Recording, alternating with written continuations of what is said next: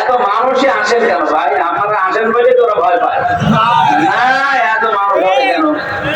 8-10 জন 15 জন মানুষ হবে, নবী সালাম আলাইকে পড়ে চলে যাবে না। মানুষ হয় লক্ষ লক্ষ, শেষে ওদের ভয় নেই।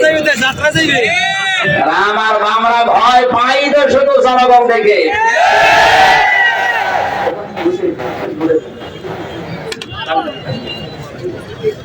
আমি তো বারবার ওনাদের দিকে তাকিয়েছি আর শেষ করতে চাচ্ছি, শেষ করে দিই। আপনারা আরামে বসে আছেন তো, এটা ওনারা তো বলছে না, চুপ করে এই আয়াতটা বলছেন। সূরা হাকাফ 26 নম্বর পারা 2 নম্বর পৃষ্ঠার 11 নম্বর লাইনের 15 নম্বর আয়াত। এটা আল্লাহ পাক বলেন, দুনিয়ার মানুষকে আমি আল্লাহ ওসিয়ত করেছি, নির্দেশ দিয়েছি, ওয়াজ করেছি, তাদেরকে এই নির্দেশ দিলাম যে তোমরা মা বাবার সাথে ভালো আচরণ করো, কারণ তোমার মা তোমাকে কষ্টের পরে কষ্ট সহ্য করে পেটে বহন করেছে এবং দুধ পান করিয়েছে, সব মিলে 30 মাস। কয় মাস? 30 মাস। আরো জোরে 30 মাস। মানুষকে কি 30 মাস দুধ খাওয়ানো লাগে?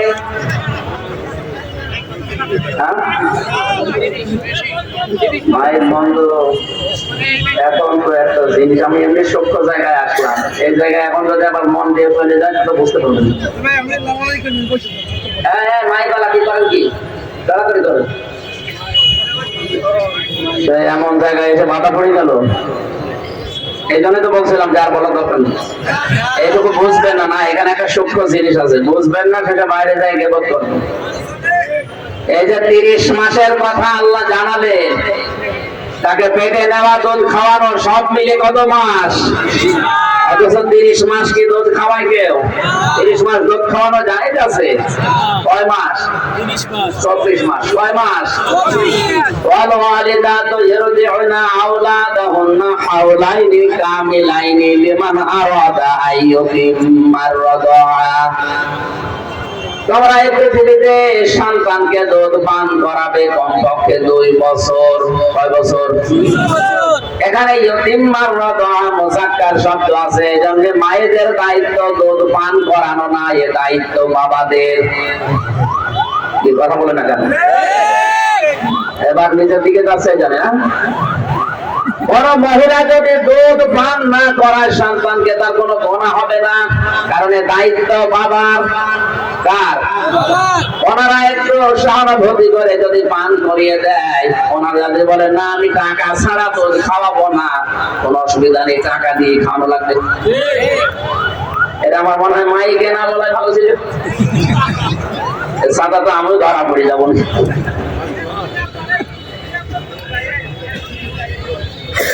সম্মানিত মা বোনেরা, 1 ফোঁটা করে যদি দুধ সন্তানের মুখে কোনো মহিলা দেয়, এই মায়ের আমল নামায় একটা নফল রোজা রাখার সওয়াব আল্লাহ দিয়ে দেন। একটা মরা মানুষকে জিন্দা করে দিলে যে সওয়াব হয়, মায়ের আমল নামায় আল্লাহ ওই সওয়াব লিখে দেন। এজন্য আপনারা এটা আবার বাদ দিয়েন না। কিন্তু 2 বছরে আয়াতের ভেতরে পেলাম যে 2 বছর দুধ পান করানো লাগে। আল্লাহ 30 মাসের কথা দিয়েছেন। এখান থেকে মুফাসসিরিন ইকরাম বিজ্ঞান ভিত্তিক তাফসীর যেগুলো আছে কম্পিউটারের সাথে মিলাবেন, দেখবেন সন্তান 2 মাস 2 বছর দুধ খাওয়ানো বাদ দিয়ে এখনো 30 মাস হতে লাগে 6 মাস। কয় মাস? 6 মাস। এই 6 মাস সন্তান পেটে রাখাই লাগবে, নয়তো দুনিয়ায় আসা সম্ভব না। কোন সন্তান যদি 6 মাস আগে চলে আসে, বুঝতে হবে ওইটা তার বাবার না, ওইটা অন্য কোন বাবার। কথা বলে না কেন?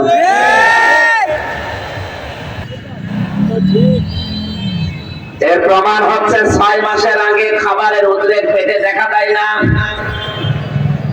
মুফাসসিরিন ইকরাম লিখেছেন, কোন সন্তান যদি 6 মাসের আগে আসে, ওটা বাবার অবৈধ সন্তান, বৈধ না। কারণ 30 মাস দুধ পান করানো আর পেটে রাখা মিলে আপনাকে হওয়াই লাগবে। এর আগে আপনি দুনিয়ায় আসতে পারবেন না। এর আগে যদি কেউ আসে, যেহেতু অবৈধ, আর অবৈধ সন্তানদের দুনিয়ায় 13টা কাজ হয়, তার 1 নাম্বার কাজ তারা নবীকে গালি দেয়। অবৈধ সন্তান, অবৈধ মানুষ দুনিয়ায় ছাড়া তাদের 13টা কর্মসূচি দুনিয়ায়, তার 1 নম্বরে তারা পয়গম্বর যারা, নবী যারা, রাসূল যারা তাদের গালি দেয়, ওই শিবানী যারা বহন করে তাদের উপর তাদের রাগ থাকে, তাদের গরম দেয়, রাগ করে, গালি গালাজ করে। আজ তাকান ফ্রান্সের দিকে, তামাম দুনিয়ায় 228টা রাষ্ট্র, এর ভেতরে সবচেয়ে বেশি যার সন্তান তৈরি হয় ফ্রান্সে। ওরা যে নবীকে গালি দেয় এমনি না, ওটা হচ্ছে জন্মের দোষ। এখান থেকে শুরু করে বাংলাদেশে যদি কেউ বিশ্ব নবীকে গালি দেয়, বুঝতে হবে ওটা তার দোষ না, ওটা তার। আমি একটু বেশি বলে ফেললাম, কম হয়ে যার বেশি বলে। আল্লাহ যাকে রহমত বলে ঘোষণা দিলেন, বিয়াদব তুমি তারে গালি দাও, অথচ তার 96 ভাগ উম্মত এই দেশে এখন বাস করে। আপনাদের নবীজির প্রতি, কোরআনের প্রতি যে আনন্দ উচ্ছ্বাস আমি দেখতে পাচ্ছি, আমার তো মনে হচ্ছে যদি বিশ্ব নবী এখন বেঁচে থাকতেন, এবার ফলের যুবকেরা জীবন দিয়ে হলেও তাকে রক্ষা করতো।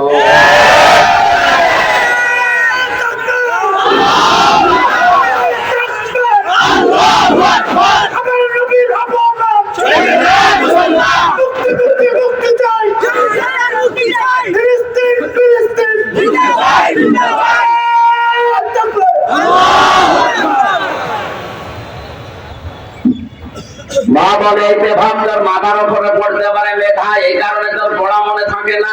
এরপরও এতটুকু সন্তান 5.5-6 বছর বয়স নিয়ে গেছে মাদ্রাসায়।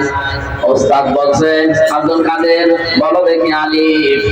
হযরতে আব্দুল কাদের বলে হুজুর আলিফের মানে কি? আলিফের মানে আমি জানি না। যে জিনিসের মানে হয় না, অর্থ হয় না, ওই জিনিস আমি পড়ি না। সুবহানাল্লাহ। ওস্তাদ বলে বাবাজি তুমি জানো আলিফের মানে? বলে হ্যাঁ, আমার মায়ের কাছে আমি জেনেছি। কি জানো বলো দেখি। মনে শুরু করলেন আল্লাহু লা ইলাহা ইল্লা হুয়াল হাইয়ুল কাইয়্যুম লা তাখুযুহু সিনাতুন ওয়ালা নাওম। তেলাওয়াত করতে করতে 18 পা পর্যন্ত শুনিয়েছিলেন। ব্যাখ্যা করতে গিয়ে তিনি আল্লাহর পরিচয় তুলে ধরলেন আলিফ দিয়ে। 10টা ক্ষমতার কথা আয়াতুল কুরসির ভেতরে আছে তাকে জানালেন। ওস্তাদ কাঁদতে আরম্ভ করেছে। ডাক দিয়ে বলে আম্মা আপনার এই ছেলেকে কোন মাদ্রাসায় পড়িয়েছিলেন, এখন নিয়ে এসেছেন আমার কাছে পরীক্ষা করার জন্য? বলে না হুজুর এই প্রথম নিয়ে আসলাম আপনার কাছে। কে বলেন আপনার এই ছেলের তো প্রায় 18 পারা আয়াত আছে। মা আমার কান্না আরম্ভ করলেন। মা বলে সন্তান আমার 18 পারা আয়াত করে ফেলেছে।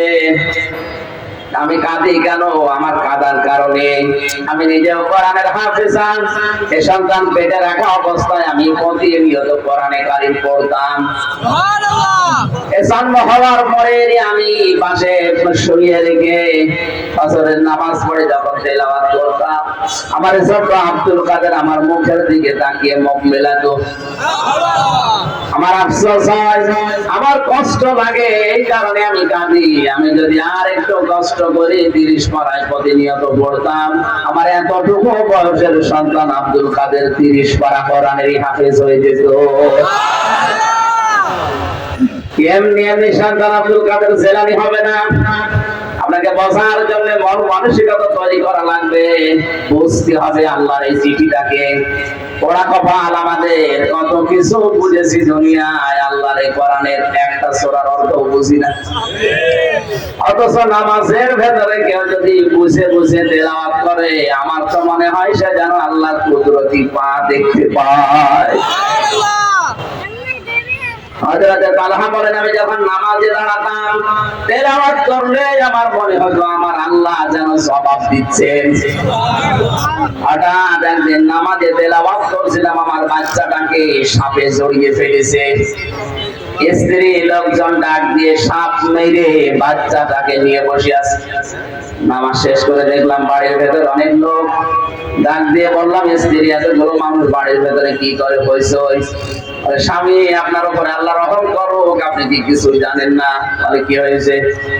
আপনি যখন নামাজে ছিলেন এই বাচ্চাটাকে সামনে জড়িয়ে ফেলেছিল, আমি আশপাশের মানুষজন ডাক দিয়ে খুব কষ্ট করে সাপটাকে মেরে বাচ্চাকে বিপদ মুক্ত করে বসে আছি। এত নয়েজ, এত আওয়াজ, এত শব্দ গোলযোগ আপনার কানের ভেতরে কি একটাও যায়নি? হ্যাঁ বলেন স্ত্রী, আমি যখন নামাজে তেলাওয়াত করছিলাম আমার প্রতিটি আয়াতে মনে হচ্ছে আমার মালিক জবাব দিচ্ছে। আমি নামাজের ভেতরে দাঁড়িয়ে যদি মন এদিকে ওদিকে চলে যায়, ওই নামাজ আর নামাজ থাকে না। এটা এমনি হবে না, এটা নামাজের কোরআনে কারীম বোঝা লাগবে আপনাকে।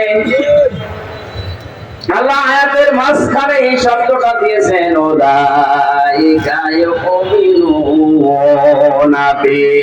এই চারটা শর্ত যারা পূরণ করবে তাদের রব্বানা আতিনা ফিদ দুনিয়া হাসানা কবুল হবে। শুধু কবুল হবে তা না, এরা আমার কোরআনে বিশ্বাস করে। আর এই চারটা শর্ত যারা মানে না, ওয়া মাইয়াকফুর বিহি, তারা কোরআন বিশ্বাস করে না, ফাউলাইকা হুমুল খাসিরুন, এরা ক্ষতিগ্রস্ত। জোরে বলেন নাউযুবিল্লাহ। দুনিয়ার হাসানা পাওয়ার জন্য কোরআনে কারিমে চারটা শর্ত দিয়ে পড়ার দরকার আছে না নেই? আমি সহ প্রত্যেককে আল্লাহ যেন এটা ভিক্ষা দেন, বলেন আমিন।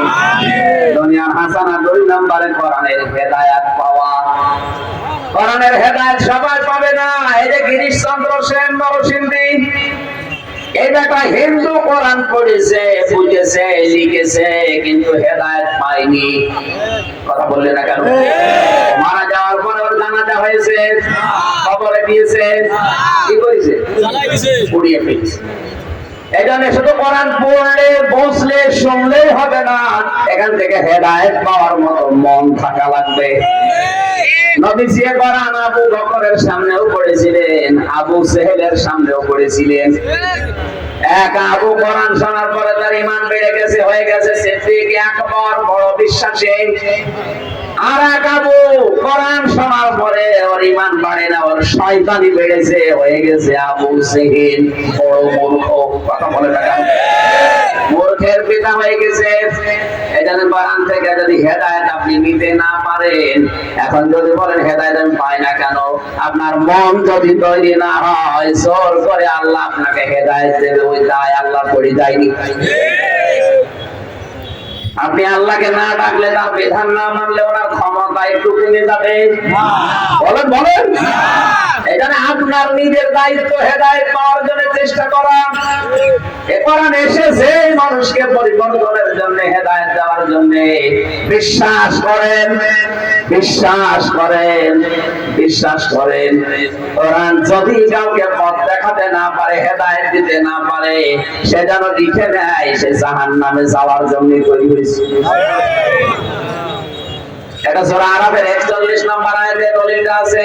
আমি লম্বা করে সব বলতে পারছি না। 3 নম্বরে পরিশ্রম করতে পারা দুনিয়ার হাসানা।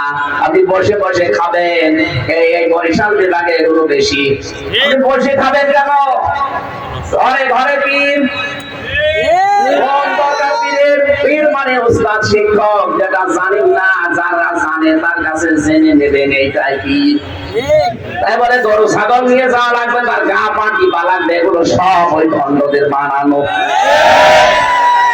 যারা কাজ করে না, যারা বসে বসে খায়, এগুলো আল্লাহর বন্ধু না শত্রু? কেন? কারণ আল কাসিব ওয়া হাবিবুল্লাহ, যারা কাজ করে খায় এরা আল্লাহর বন্ধু। সুবহানাল্লাহ। লাকাদ খালাকনাল ইনসানা ফি কাবাদ, মানুষকে আমি বানিয়েছি মানুষ যেন পরিশ্রম করে। এখানে পরিশ্রম করা লাগবে আপনাকে। রহমত পাওয়ার জন্য মসজিদে যাবেন, আর পরিশ্রম করার জন্য জমিনে ছড়িয়ে যাবেন। এজন্য মসজিদে যাওয়ার সময় বলা হয় আল্লাহুম্মা আফতাহ লি আবওয়াবা রাহমাতিক, আল্লাহ রহমতের যত দরজা সব খুলে দাও।